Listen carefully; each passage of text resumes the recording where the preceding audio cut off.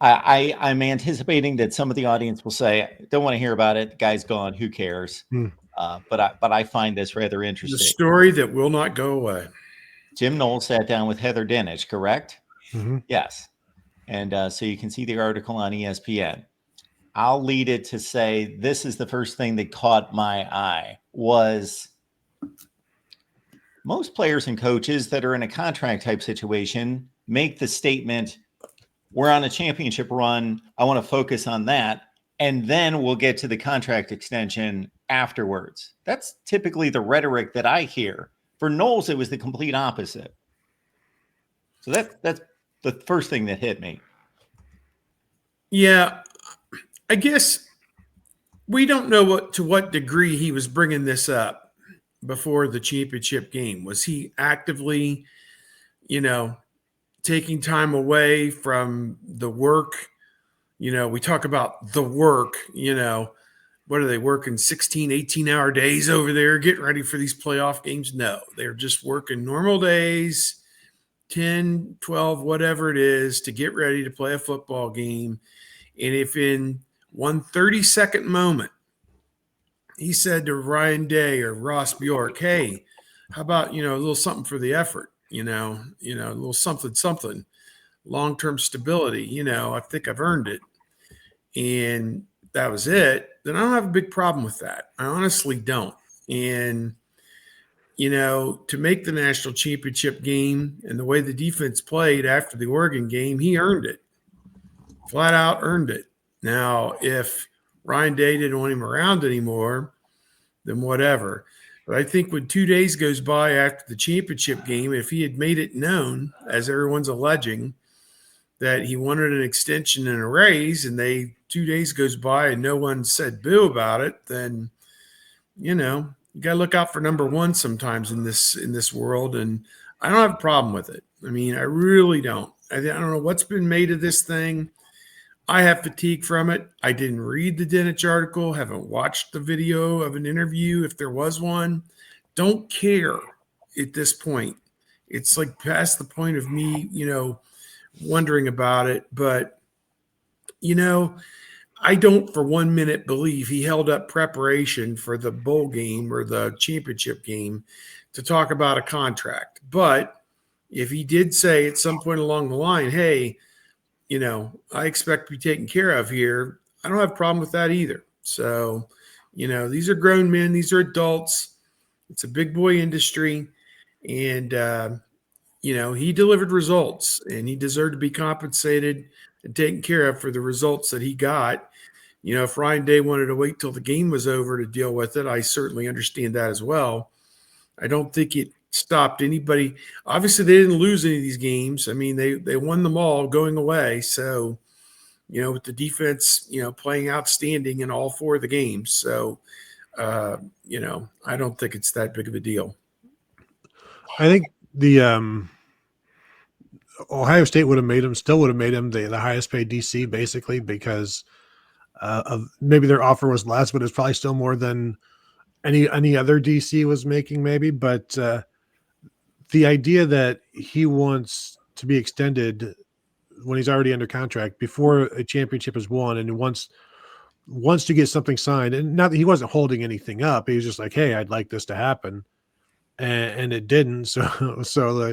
So you win the championship, the next day you're home just relaxing, and then you stew on it for that day, and then 5:06 in the morning the next day you're calling James Franklin saying, hey, how about that job over there? Is and once you make that call, you've got a foot out the door. And so when he said he had plenty of other offers that were paying him just as much as Penn State or whatever, I think he also said that if Ohio State would have come to him with an offer before the Notre Dame game, he wouldn't have explored anything. Maybe not. But I don't know how often deals get done before the season, before you're still trying to finish everything. And the money that you can command as a national championship winning coach, a coordinator, is more than you could without. So the idea of I need a deal before I can maximize my value seems odd to me. I've made it to the Final Four. I want my deal now. It's like, well, if you wait a week, you might be able to claim you were a national championship winning defensive coordinator, and then you can make demand even more. So the timeline is, to me, I think him and Ryan Day were fine splitting overall, and so you're talking your way into this and making it happen because you both know, like, yeah, the 3 years it got better every year, but it was never like it was hard every year, and so I think they were both ready for something new. But this is also, Mark, the first time you've ever heard a coach say, yeah, it was about the money. Like, everybody's always said, well, it wasn't about the money. It was about, the fit, or is about the being respected or the appreciation. He says it's about the money. So there you go. The other thing that seems to be a bit different than what I remembered about the parade situation was, at the time, I thought that he was not invited to the parade. He was basically had a deal struck with Penn State. It may not have been signed, but basically he was out the door and Penn State had him. And that's why he was not invited to the parade. Now, it sounds like from his depiction that everything was still hanging in the balance and he was asked not to come to the parade. Now, if he's the Ohio State defensive coordinator and he's not asked to come to the parade, I can understand how that would have been the last straw for him. But that doesn't seem consistent with the way it played out and was reported at the time. Well, I'll say this, and when you say parade, it was just a celebration inside the horseshoe. So it's a confined area, and I think there's two sides. One side will tell you, like the Ohio State side will tell you, they didn't know if he was going to sign Ohio State's deal, but if he wasn't, like if he showed up, it was because he signed it. Now, I completely, and Knowles said the same thing. He respects it was a good idea not to show up, because if he shows up, like at that point, everybody kind of assumed he was gone, especially. And so if he does show up, there's going to be people like fans are going to be chanting his name or booing him or whatever. It would have taken away from the players. It would have taken away from the celebration. So I absolutely agree that he should not have been there if he is on his way out or thinking about being on his way out, because it shouldn't be about one coach or one person hijacking things. And not that he would do that, but things would have been hijacked because of him. There was a potential there. So just avoid that altogether and do what they did. But if he wanted to be back at Ohio State, he would be, I think, is the bottom line there.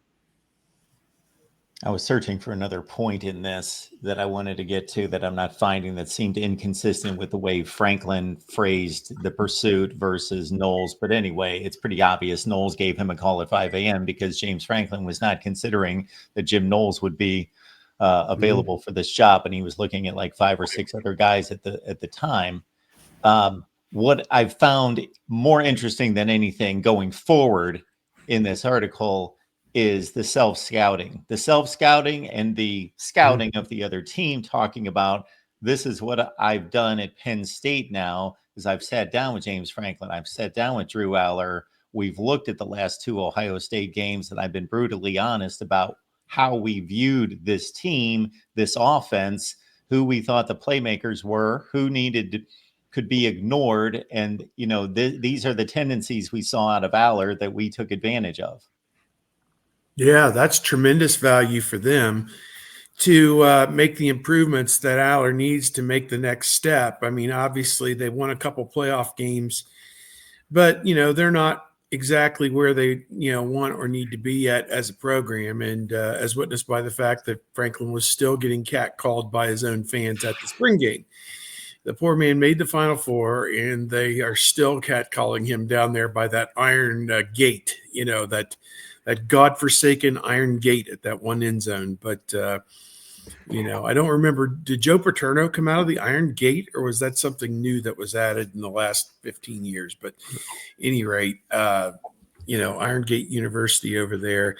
That's tremendous value for Aller to understand his shortcomings, for Franklin to understand offensively where they've been lacking, what they need to do. It's pretty obvious they haven't had receiving threats the last few years that really scare anybody. And Tyler Warren was kind of the whole team last year. So I guess we'll see. I wonder if Knowles thanked them for not giving the ball to Warren on the goal line down there inside the 3-yard line after Warren had gotten it all the way down there. Thank you. Thank you for giving it off to your running backs and throwing a terrible pass in the end zone and us getting out of there with the 20-13 win as part of our national championship run. Yeah, I'm just looking at the Penn State schedule. They don't leave town until October 4th.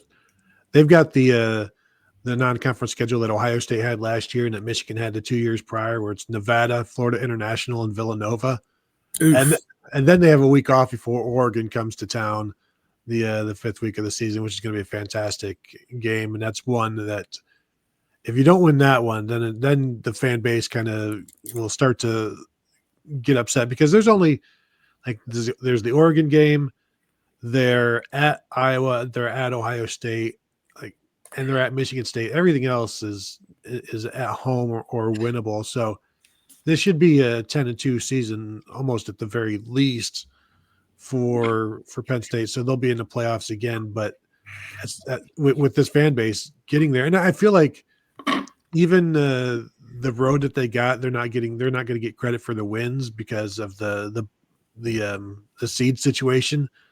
So I think the fan base really wants to see them beat somebody credible and somebody that didn't just get placed there because they won a bad conference. And until that happens, I think there's going to continue to be frustration. No doubt. No doubt. Or beat Ohio State.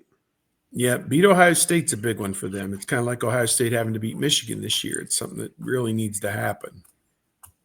And stop losing to Ohio State so painfully. Stop getting leads and then losing them, and Lucy pulling the football away from James Franklin, and as he's going to kick the game-winning field goal. So just go out there and lose 28-14. Yes. Yes. That's right. Just Although don't make it so painful. Some of those double-digit losses have also been last-minute losses as well, somehow, for Penn State against Ohio State. Yeah, the JTT game. Didn't that open up at the end? But yes. Mm-hmm. But it was basically down to the wire. Yeah. Mm-hmm. Yeah, just a lot of interesting things here with, and I don't know, in a situation where Ohio State's got such a young team, Penn State seems to be locked and loaded. To me, if there was not a James Franklin, and some people attach it to Drew Aller factor here, I don't really blame Aller, although he did melt down in the playoffs last year, didn't have to show up against SMU. It didn't really matter who the quarterback was. Had a pretty poor game against Boise State, had a pretty poor game, and obviously final throw against Notre Dame. But we know James Franklin's reputation in big games. If that was not attached to Penn State's two-deep roster and what they had coming back, I would think that they would be the not overwhelming favorite in the Big Ten, but they would be a solid favorite because of all the experience coming back on offense. Yeah, they've got some baggage, no doubt about it. And we were making this point on our message board. 24/7 Sports had Ohio State number 3, I think, in their post-spring rankings. And somebody said, if this was Alabama or Georgia coming off a championship season, they'd be number 1. And I said, not if they only had 8 starters coming back, they wouldn't. So, come on, folks. Let's don't lose sight of the fact, for goodness sake. I do think some people are getting swept up in the Penn State's doing what Ohio State did and doing what Michigan did the year before, where you bring some people back, and that's a good start, but then you still have to actuate it and make plays when they need to be made rather than the exact opposite. And one last thing on Jim Knowles, I'll say this to his credit, in his 3 years as an Ohio State assistant, he did not commit any violations that we know of that caused him to be suspended twice by his school. And you can't say that at every school. You can't say that of every assistant coach at every Big Ten university. So credit Jim Knowles for doing things the right way and not looking for shortcuts, but rather spending time in the office working and trying to improve things rather than to take the easy way out. No doubt. He is a grinder.